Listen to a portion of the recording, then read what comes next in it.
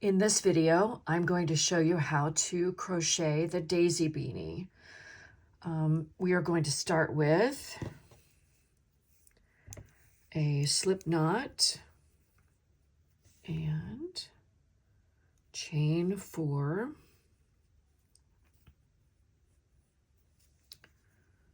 One, two.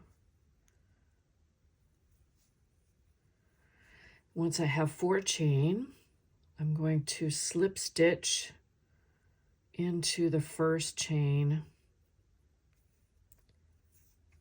to create a circle. Now, if you would rather start with a magic ring, perfectly fine, but I like to start with chain 4. It just gives me a little bit more area to work with. All right, so this is round 1, and in round 1, we're going to work 12 single crochets into the center of this ring. To start, I use a stacked single crochet rather than a turning chain, but you are perfectly welcome to chain 2 or chain 3 to start, but I'll show you here how to do a stacked single crochet. So I'm going to insert my hook into the center of that ring right there. Yarn over and pull up a loop. Yarn over and pull through 2 loops. That looks like a single crochet, and that's the bottom single crochet.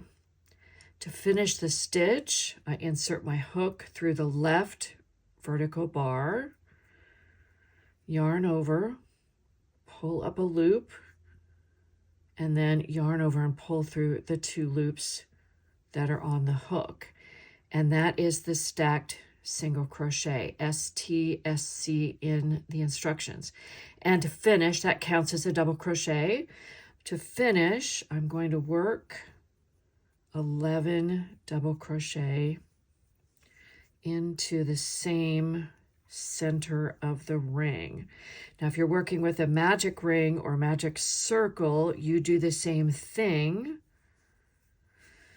in yours. But when we get to the end of round 1, you'll join, and then you'll make sure that you close the magic ring at the end. All right, when I have 12 all together, and remember that stacked single crochet counts as a stitch, I'm going to join with a slip stitch to the top of the stacked single crochet. If you used a turning chain at the beginning, make sure that you slip stitch to the top of that. And at this point, if you used a magic ring, pull your ring tight so that it closes that center circle.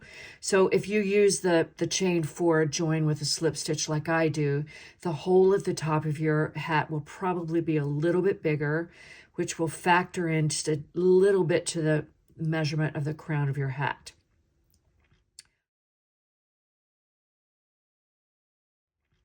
Okay, for round 2, we start by slip stitching into the space between double crochets, because we're going to be working 2 double crochets into each space around.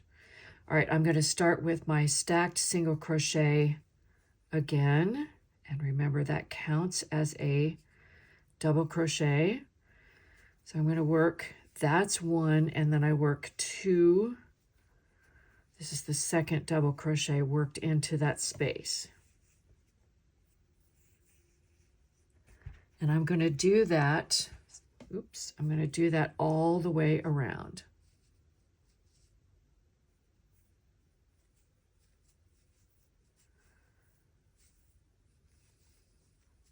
So I've worked 2 double crochet in the next space. Here's the next space, 2 double crochet.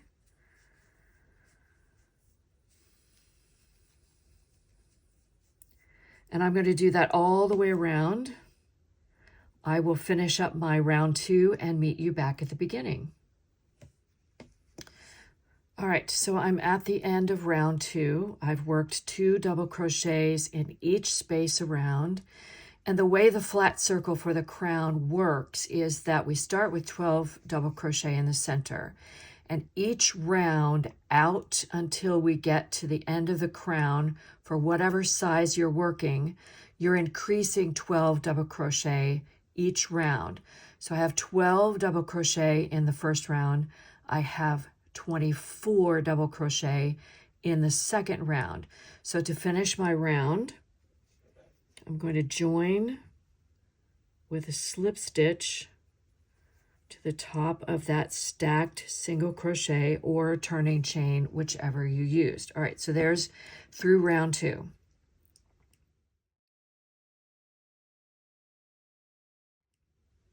For round 3, I'm going to start this a little bit differently. So there's a space to the right of my hook, and there's a space to the left of my hook over here.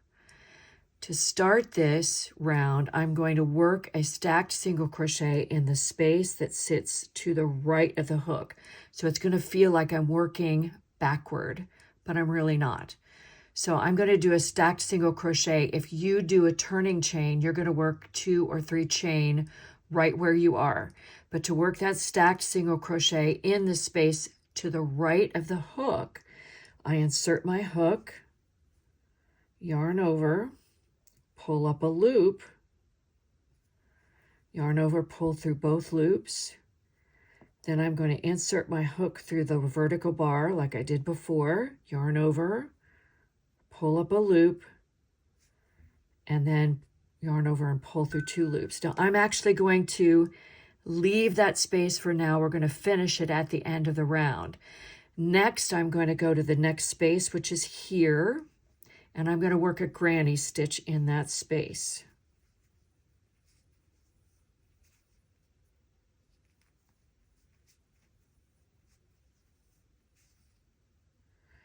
And I'm going to do that in every space around. So that's the first one. The next one goes here in this space between groups of 2 double crochet. So I'm going to work another one.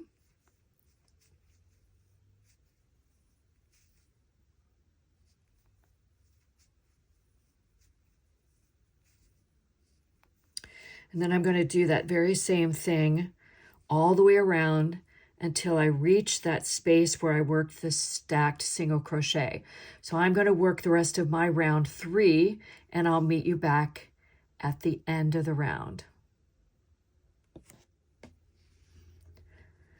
Okay, I'm at the end of round 3, and I've worked a granny stitch in each space around, as you can see.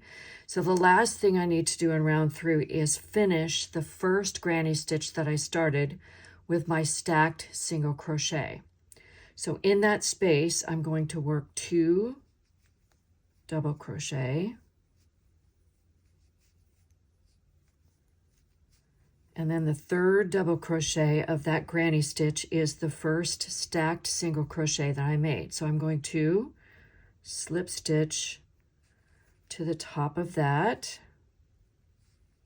and I've finished that. I like this method of doing a granny stitch in the round because it sort of hides where that join is, as opposed to slip stitching over to a space or whatever. All right, so I've finished round 3, and I've joined, and I'm ready for round 4.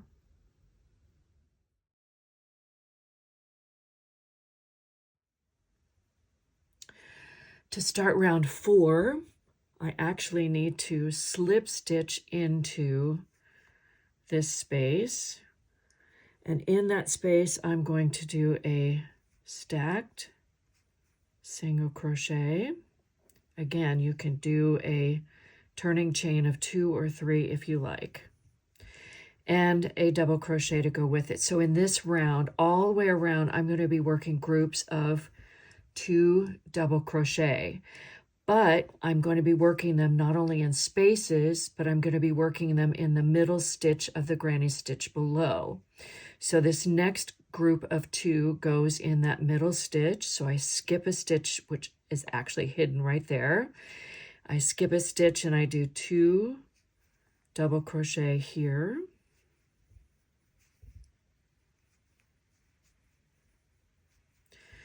Then I skip a stitch and I do 2 double crochets in the space.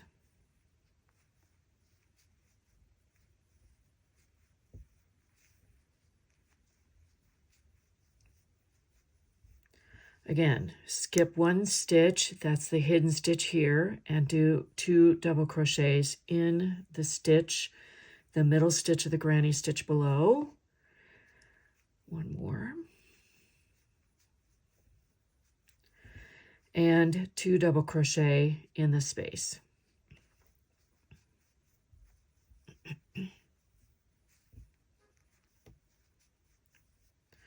So to complete round 4, I'm simply going to alternate doing that.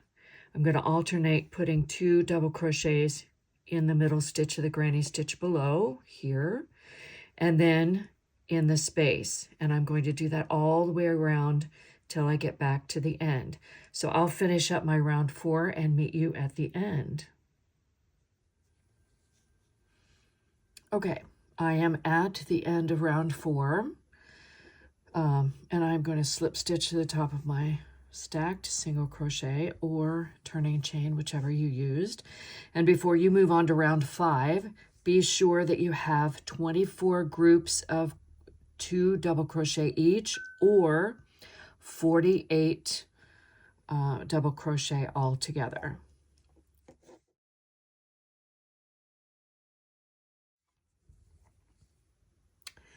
All right, in round 5, we're going to be alternating granny stitch and 2 double crochet to get us the correct number of double crochet in this round. So to start off with, I'm going to stack single crochet in the space to the right of the hook as I have before. In the next space, granny stitch.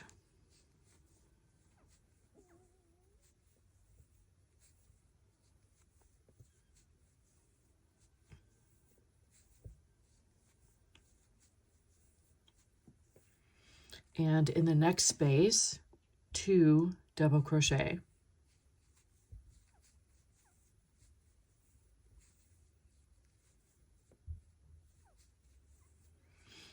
So for round 5, I'm simply going to alternate granny stitch and 2 double crochet, working in every space around. So I'll work my round 5 and meet you back at the beginning. All right, I'm at the end of round 5, and I've just worked a granny stitch. So in this space where the first stacked single crochet is, I need to work 1 more double crochet to make this a 2 double crochet space. So here is the double crochet.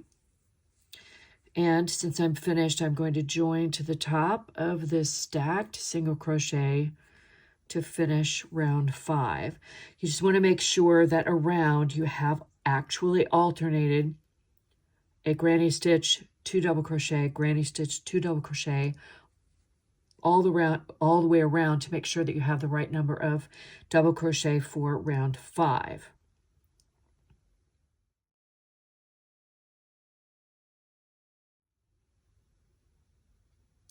So for round 6, this one is actually pretty easy. We're going to slip stitch in the space and stacked single crochet.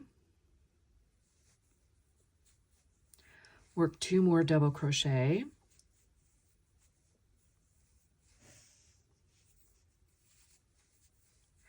In that same space. That makes our first granny stitch of the round. And for round 6, we are simply going to work a granny stitch in each space around. So granny stitch in the next space.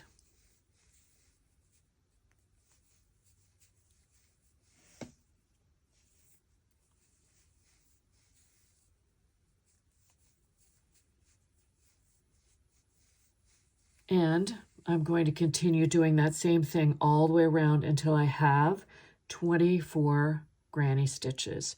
I'll finish up my round 6 and meet you at the end.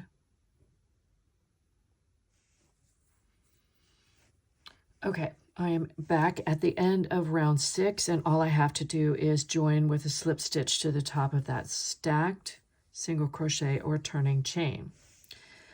So with the end of round 6, this is the end of the crown for the adult, small, medium.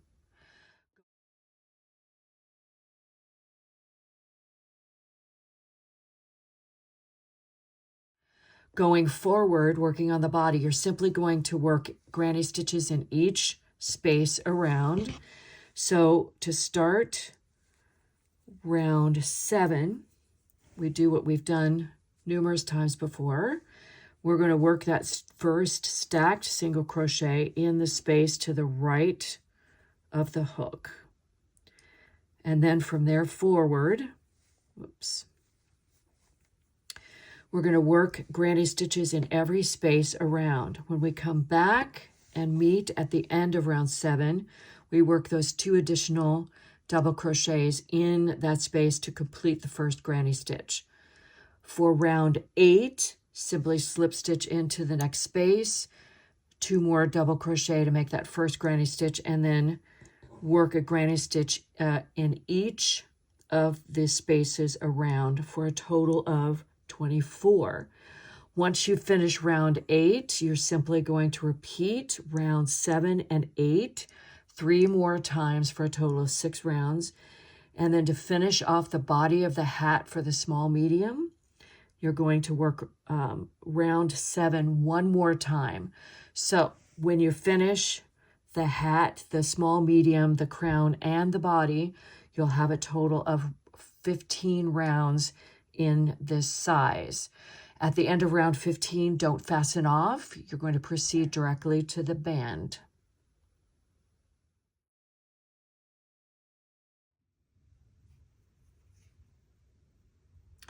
When you finish the last round of the body for whichever size you're working, you're going to join with a slip stitch and we'll start the band.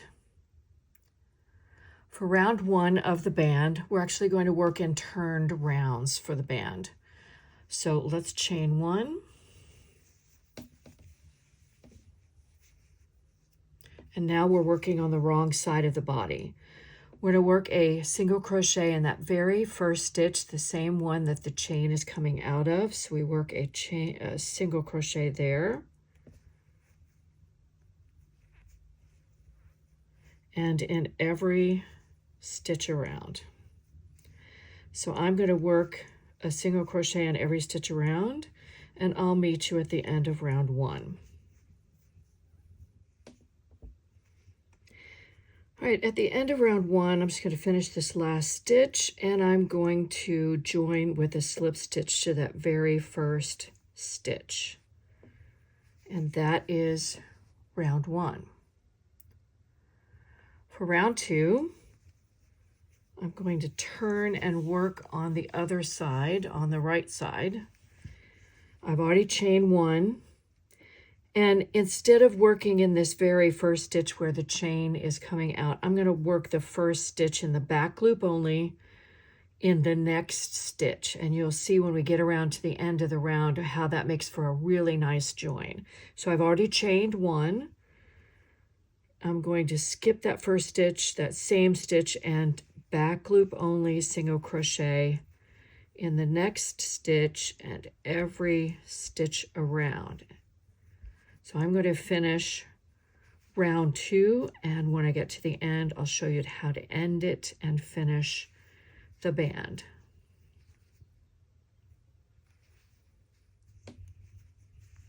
At the end of round 2, just make sure that you work the last single crochet back loop only in that stitch right before the chain so that you have enough stitches. And I highly recommend that at this point you check to make sure, just count to make sure that you have the right number of stitches, because you don't want your band to get smaller or bigger at this point.